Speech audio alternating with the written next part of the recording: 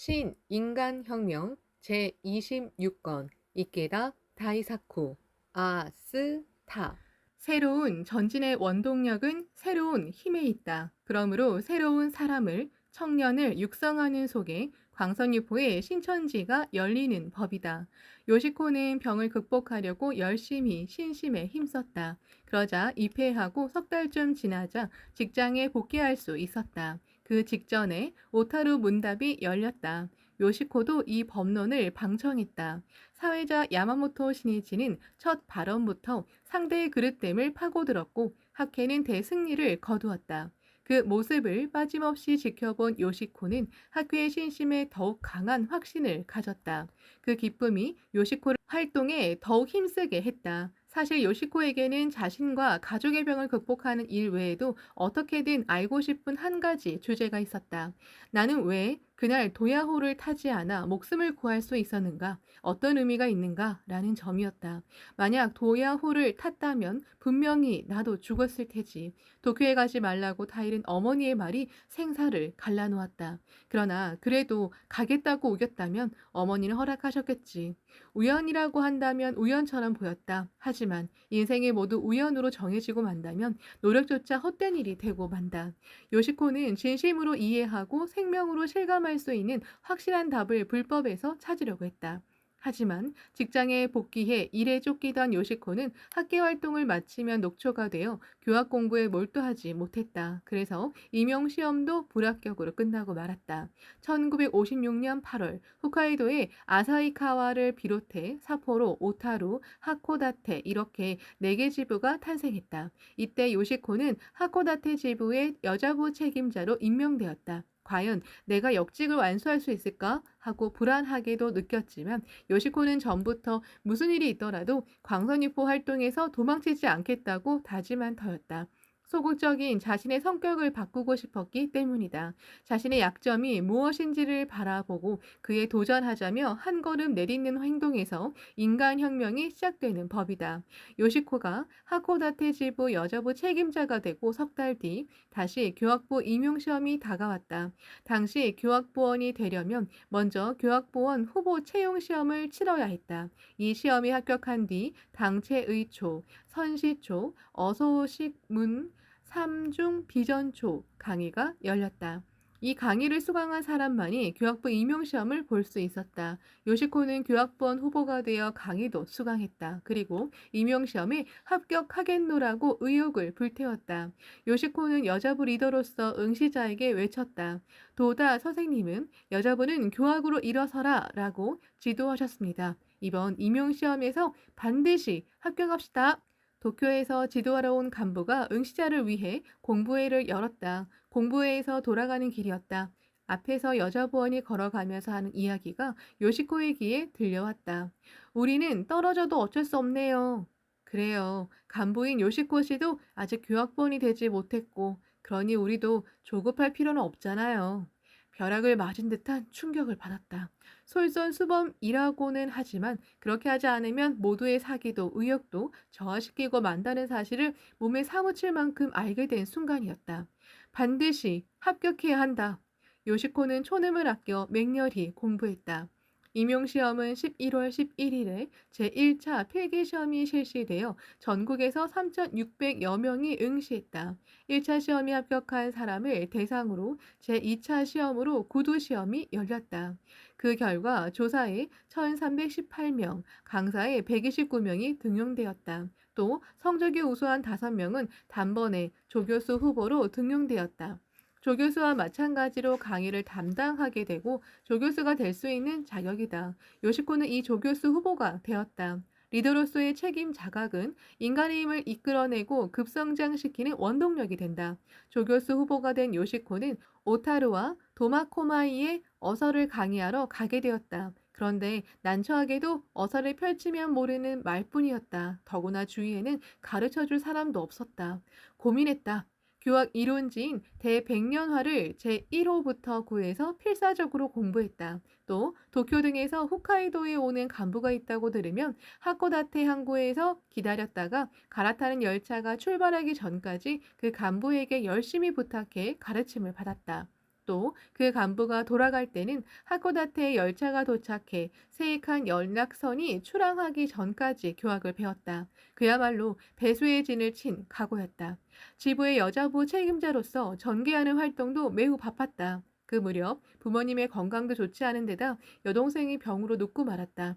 요시코가 가게를 거의 책임져야 했고 옷 한 벌 살 수도 없는 생활이 이어졌다. 어느 날 여자부원에게 이런 말을 들었다. 요시코 씨는 늘 같은 검정색 정장만 입는군요. 하지만 그런 일에 신경을 쓸 여유조차 없었다. 지금이야말로 숙명 전환할 때이다. 무슨 일이 있더라도 지지 말고 신심을 관철하자. 요시코는 극락 100년의 수행은 예토의 1일의 공덕에 미치지 못하고 어서 329쪽라는 대성인의 말씀을 체험하고 실감하고 몸으로 읽을 수 있는 자신이 되고 싶다고 생각했다. 거기에 진실한 교학심화가 있다고 확신했다. 가정 상황을 생각하면 격렬한 눈보라 속을 손으로 더듬으며 나아가는 듯한 심정이었다. 하지만 신기하게도 비애를 전혀 느끼지 못했다. 요시코의 마음속 난로에는 환희의 불꽃이 붉게 타오르고 있었다. 그 불은 희망찬 미래를 비춰내고 있었다. 광선유포를 위해 살아가는 사람의 가슴에는 환희의 불꽃이 타오르고 있다. 그 어떤 시련의 열풍도 그 불을 꺼뜨리지는 못한다. 오히려 바람이 거세면 거세질수록 그 불은 더욱 맹렬히 불타오르는 법이다. 그리고 더욱더 선명하고 강렬하게 희망을 비추는 법이다. 신앙이 있는 한 희망이 있다. 1957년 여름 도다 조세이와 함께 홋카이도를 방문한 야마모토 신이치는 하코다테에도 들렀다. 그때 신이치는 우르시바라 요시코가 활동에 진지하게 면류하고 있다는 보고를 받고 격려의 시를 선사했다. 동해의 시를 읊은 사람보다도 그대가 용감하다. 광포를 지휘하라. 동해의 시를 읊은 사람은 이시카와 다쿠보쿠를 말한다. 다쿠보쿠는 동해의 작은 섬 해안의 흰 모래밭에서 나는 눈물에 젖어 개와 장난친다고 자신의 비애를 노래했다. 다쿠보쿠는 하코다테에서 심상소학교의 대용 교원, 교사 자격증 없이 교직에 종사한 소학교 교원으로 일한 적이 있다. 요시코도 하코다테에서 교사로 일하면서 온갖 고뇌를 짊어지면서도 사람들의 행복을 바라며 광선유포를 위해 부캐의 대지를 동분서주했다. 신이치는 이 다기진 동지를 진심으로 상찬하고 격려하고 싶었다. 요시코는 신이치가 시를 휘호한 두꺼운 색지를 보았을 때 그때까지 가슴 밑바닥에 가라앉아 있던 것이 싹 사라지는 심정이었다. 가슴 밑바닥에 가라앉아 있던 그것은 나는 왜 그날 도야오를 타지 않아 목숨을 구할 수 있었는가? 어떤 의미가 있는가? 라는 의문이었다. 그렇다. 내게는 홋카이도 광포의 사명이 있었다. 그렇기 때문에 나는 살아있다. 앞으로는 내 목숨은 그 사고 때 끝났다고 생각하고 내 인생을 광선유포에 바치자. 요시코의 고투는 이어졌지만 부모님도 건강을 회복하고 차츰 경제고도 해결되었다. 1960년 5월 3일 신이치가 제3대 회장으로 취임하고 학회는 노도와 같이 전진을 개시했다. 이해 11월 요시코는 홋카이도 여자부의 부부장이 되었다. 부장은 아라시야마 하루코였다. 요시코는 보이지 않는 곳에서 힘이 되어 아라시야마를 끝까지 도왔다.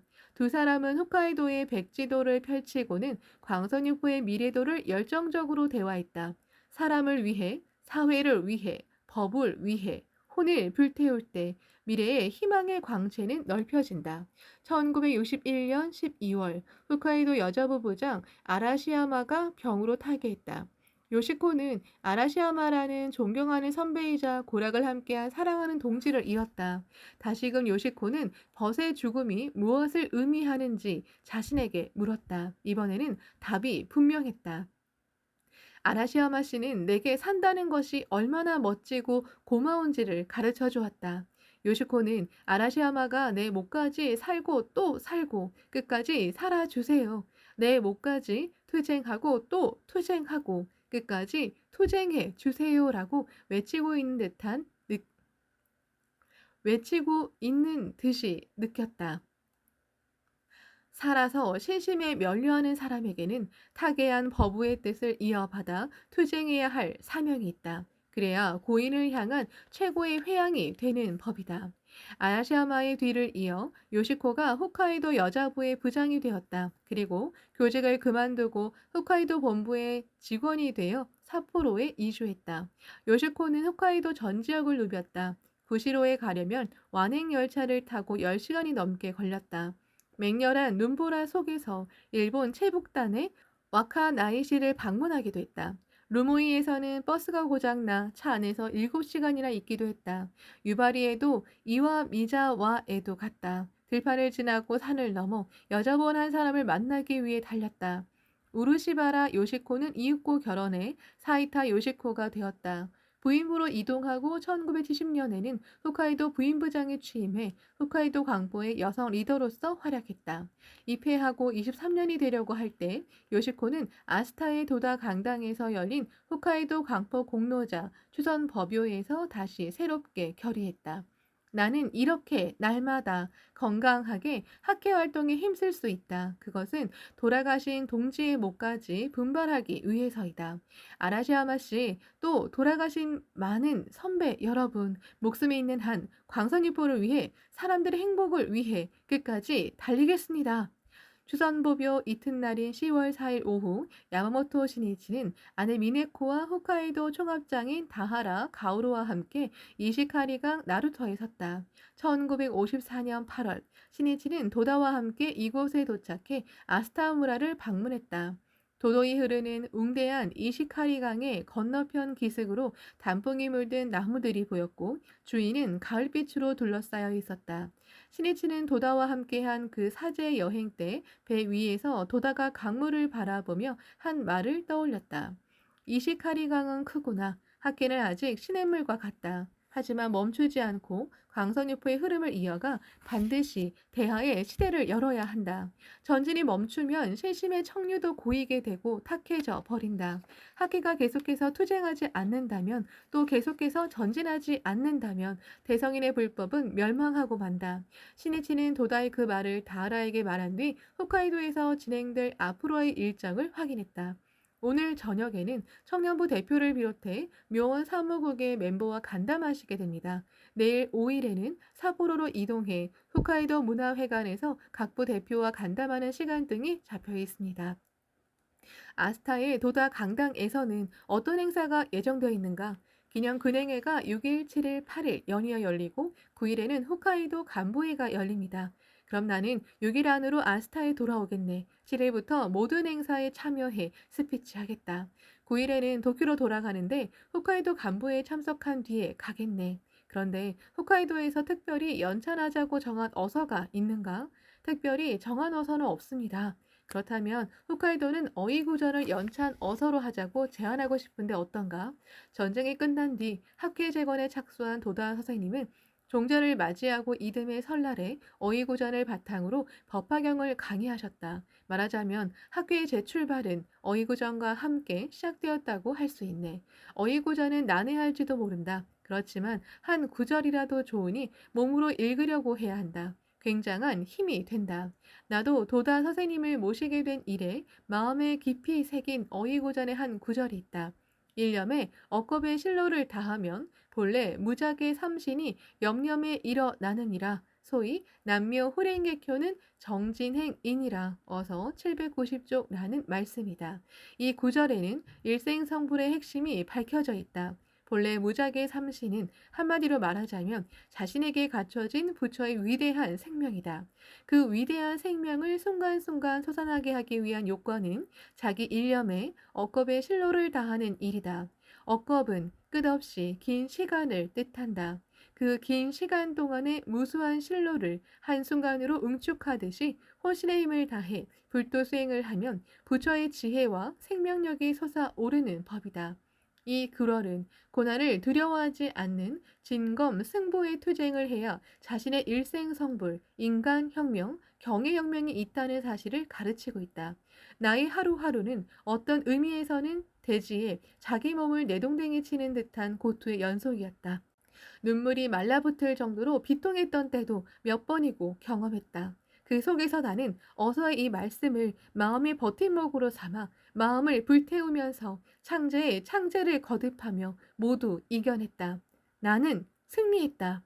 자네도 강선유포를 위해, 사람들의 행복을 위해, 자신의 미래를 위해 용감하게 실로를 다해야 한다.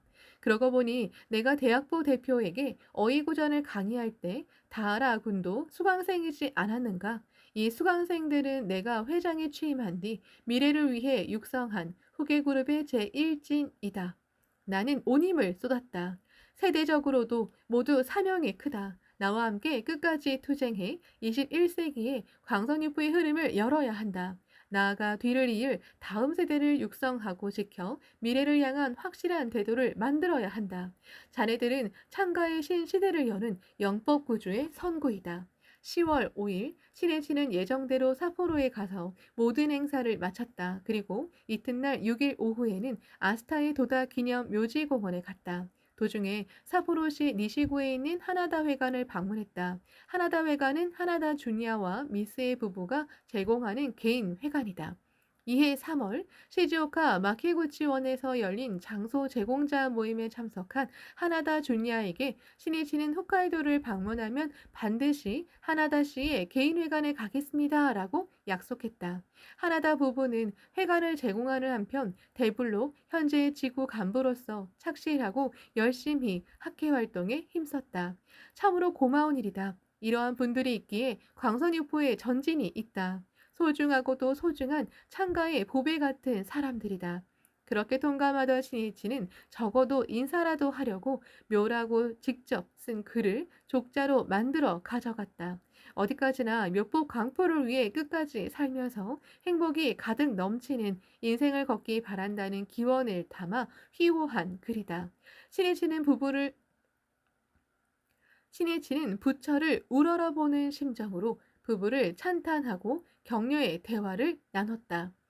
다하라 가오루에게 말했듯이 신이치는 7일에 아스타의 도다 강당에서 열린 기념 근행회에 참석했다. 그는 이 자리에서 광선유포를 총 마무리하기 위한 3가지 지침을 제시했다. 첫째로 어디까지나 자신의 인간혁명을 활동의 근본으로 해야 합니다. 자신을 연마해 인격을 빛내는 일이 신앙의 가장 큰 실증이 되기 때문입니다. 둘째로는 지역을 소중히 하고 이웃과 깊은 신뢰 관계를 맺는 지속적인 우호 활동입니다. 우호와 신뢰의 확대는 불연의 확대가 됩니다. 셋째로는 한 집안의 신심, 계승입니다. 자녀에게, 손주에게, 조카에게 이렇게 신심이 이어져야 비로소 광선유포의 영원한 흐름이 만들어지고 일가족의 영원한 번영도 있습니다. 이 3가지가 실행된다면 홋카이도 광포는 반드시 반석 같은 총 마무리를 맞이할 수 있다고 소리 높여 호소하는 바입니다. 신이치는 아스타에서 열린 한 번 한 번의 모임에 혼신의 힘을 쏟았다. 거센 바람에도 거센 파도에도 미동조차 하지 않는 홋카이도 동지에게 황금의 지침을 남기고 싶었다. 신이치는 10월 8일에도 기념 근행회에 참석했다. 그는 먼저 도다의 친척이 보내준 도다의 편지를 낭독했다. 인생은 불행한 것이 아니다. 있는 곳, 사는 곳, 먹는 것, 입는 것에 관계없이 인생을 즐길 수 있다. 인생의 법칙을 안다면 인생은 행복하다. 어떤 일에도 감정적으로 되지 마라. 어떤 일이 일어나도 두려워하지 마라. 어떤 일도 이성적이고 이지적으로 행동하라. 그리고 커다란 순애를 토대로 하는 감정으로 살아가야 한다. 적과 우리 편을 엄격히 구별하라. 1938년에 조카 딸에게 보낸 이 편지는 편지지의 실습학관장 도다 조가이라고 인쇄되어 있다. 아직 조세이라는 이름을 사용하기 전에 쓴 편지였다. 선생님은 이 편지에서 인생은 불행한 것이 아니다 라고 선언하셨습니다. 하지만 경문에는 이 세상은 사바 세계라고 쓰여 있고 참고 견디며 살아야 한다고 나옵니다. 그런 의미에서 말하면 말법의 현실 사회에서 살아가는 인간은 모두 불행하다고 할 수 있습니다. 그런데 왜 있는 곳, 사는 곳, 먹는 것, 입는 것에 관계없이 인생을 즐길 수 있다고 말씀하셨는가? 그 말씀에는 부를 얻고 풍족한 의식주를 누린다고 해도 참된 행복이 아니다. 무너지지 않는 참된 행복은 자기 흉중에서 샘솟는 환희이고 생명의 충실감이다라는 도다 선생님의 달관이 담겨 있습니다. 그리고 그 생명의 충실감을 용연시키는 인생의 법칙을 알고 실천하는 길이 신심이고 어본존을 향한 창제입니다. 또 선생님은 감정적으로 되지 말라고 훈계하셨습니다. 감정적이 되면 스스로 자신을 제어하지 못하고 두려움과 증오, 질투, 그리고 충동적인 욕망에 휘둘려 자신을 파괴해버리기 때문입니다. 그야말로 불전에 나오는 마음의 스승으로는 될지언정 마음을 스승으로 삼지 말라. 어서 1025쪽라는 말씀에 통하는 말이라고 할 수 있습니다. 그리고 신해치는 도다 조세이가 조카 딸에게 보낸 다른 편지를 소개했다. 나는 불교를 믿고 있다. 불교의 극기는 부처의 길을 걷는 일이다. 부처에게는 원망이나 노여움, 질투가 없다. 사람을 구제하는 일이 부처의 길이다. 그러므로 너도 상경하면 불도를 행하고 부처를 믿었으면 한다. 도다 선생님의 편지는 자연스레 불법대화가 되고 지도가 되고 있습니다. 불법을 수지한 우리의 신념과 언동은 본래 사람을 구제하는 일로 일관해야 합니다. 신심 즉 생활입니다. 일상적인 삶의 방식과 생활 그 자체가 불법을 표현하고 홍교로 이어져야 참된 불법자라고 할 수 있습니다.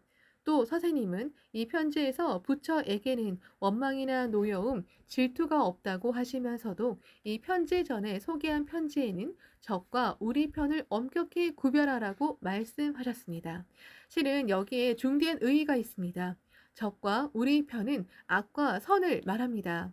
악과 선을 엄격히 구별하지 못하면 조카 딸의 행복도 우리의 신앙도 교란되어 현실에서 패배하고 맙니다. 대성이는 악지식이라 함은 달콤하게 말하고 거짓 아양을 부리며 말을 교묘히 해서 우치한 사람의 마음을 잡아 선심을 파한다. 어서 7조고 말씀하셨습니다. 악지식은 불도 수행을 방해하고 행복으로 가는 길을 그르치게 하는 악덕한 사람이고 나쁜 벗입니다. 악지식이라는 적은 달콤한 말과 거짓말로 아양을 부리며 교묘한 말로 접근해서 방심하게 만들어 퇴전시킵니다. 그러므로 악을 악이라고 간파하고 맞서 싸워야 합니다. 그 점이 중요합니다. 악과 맞서 싸우지 않는 선은 없습니다. 악을 물리치는 일이 자비로도 되는 법입니다. 악인의 적이 될 수 있는 용자이지 않으면 선인의 벗이 될 수 없다. 이 말은 초대회장 마키쿠치 스네사부로의 주옥 같은 지도이다. 도쿄로 돌아가는 10월 9일 오후 신해치는 도다 강당에서 열린 홋카이도 간부회에 참석했다. 참석자는 광선육부의 제1선 기지를 담당하는 리더인 대블럭장과 대블럭 담당원 현재 지구부장과 지구부인부장의 대표였다. 간부회에서 신해치는 모두의 건강과 장수, 가정의 번영을 바라면서 함께 근행했다. 이 자리에서 그가 홋카이도의 연찬 어서를 어이구전으로 정해 모두 공부하면 어떻겠습니까? 라고 제안하자 찬동하는 큰 박수가 장례를 감쌌다. 그리고 대블록 조직의 중요성 등에 관해 말했다. 대블록이야말로 창가학회의 촉도이고 대블록 간부는 지역 강포의 핵심입니다. 학회 활동의 여러 가지 사항이 대블록으로 집약됩니다. 날마다 홍교와 기간지, 잡지의 구독 추진, 자담의 결집 등 이것저것 많은 일이 폭포처럼 쏟아지듯이 모입니다. 나는 그 일을 맡아 일어서 주신 분들이 여러분이라는 사실을 잘 알고 있습니다. 게다가 생활상으로도 갖가지 고뇌를 안고 계실 터입니다.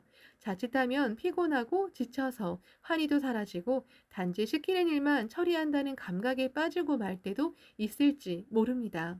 그러나 수동적이 되어버리면 힘은 나오지 않습니다. 기쁨도 없습니다. 그러한 자신을 어떻게 고무시키는가? 실은 거기서부터가 진정한 신심의 투쟁입니다. 수동적인 생명을 타파하려면 우리가 하는 활동은 모두 광선유포의 성업이고 부처를 대신해 부처의 사자로서 명예로운 행동을 하고 있다. 또 사회 건설을 위한 최고의 실천을 하고 있다는 점을 상기하기 바랍니다. 그리고 잠시라도 시간을 내어 진지하게 창제해야 합니다. 그리고 한 줄이라도 두 줄이라도 어서를 읽고 학회의 지도를 공부해 무엇을 위한 신심이고 불도 수행인지를 확인해야 합니다. 또 신심을 촉발시켜주는 선배 등 동지의 존재가 중요합니다. 인간은 고립되어 혼자가 되면 아무래도 약해지기 십상입니다. 그렇게 되지 않기 위해 서로 격려할 수 있는 선우가 필요한 법입니다. 그러므로 대성인도 법화경을 인용해 악지식을 버리고 선우에게 친근하라. 어서 1244쪽이라고 외치셨다. 참석자들은 자신들이 처한 상황을 아주 정확하게 말하는 신이치에게 감탄하면서 이야기에 귀를 기울였다. 대성이는 일생성불초에서 이렇게 말씀하셨습니다. 부처의 이름을 부르고 경건을 읽고 꽃을 바치고 향을 피우는 일까지도 모두 자신의 일념에 공덕 선근으로 갖춰진다고 깨달아서 신심을 일으키시오. 어서 383쪽 통해 요컨대 근행을 비롯해 광선일포를 위해 우리가 하는 활동 하나하나가 자신과 가정의 공덕과 복운이 되고 행복을 구축하는 중요한 뿌리가 된다는 사실을 강하게 확신하길 바란다는 말씀입니다. 그리고 활동할 때에는 언제나 적극적이어야 합니다. 그리고 조직의 목표뿐 아니라 자기 개인의 목표를 명확히 하고 그 목표를 성취함과 동시에 자신이 안고 있는 여러 가지 고뇌를 전환하겠노라고 끝까지 기원하며 투쟁해야 합니다. 광포의 승리는 생활의 승리가 됩니다. 활동의 환희는 인생의 환희가 됩니다. 학회 활동이 좋다, 절복이 좋다는 사람의 경애는 부처입니다. 환희에 찬 큰 박수가 울려 퍼졌다. 여러분 중에는 내 위에는 총 블럭 간부나 본부 간부도 있으니 역직으로 보면 낫다고 느끼는 분도 있을지 모릅니다. 하지만 역직은 조직상의 역할 문제입니다. 신심의 후박, 두꺼움과 얇음이나 경애의 고저와는 상관없습니다. 우리의 신심은 어본전 직결입니다. 오히려 대블럭 간부야말로 광선일포를 결정짓는 가장 중요한 위치이고 신심을 깊게 하는 이상적인 위치라고 생각합니다. 만일 가능하다면 나도 대블록장이 되어 투쟁하고 싶습니다. 고생이 많은 만큼 기쁨도 크지 않습니까? 신일치가 지도를 마치고 퇴장한 시각은 오후 1시 40분이었다. 그리고 5분 뒤 그는 아스타의 도다 강당을 출발해 도쿄로 향했다. 세계 광포를 서원한 사제의 천지, 홋카이도의 승리 있으라, 영광 있으라라고 기원하면서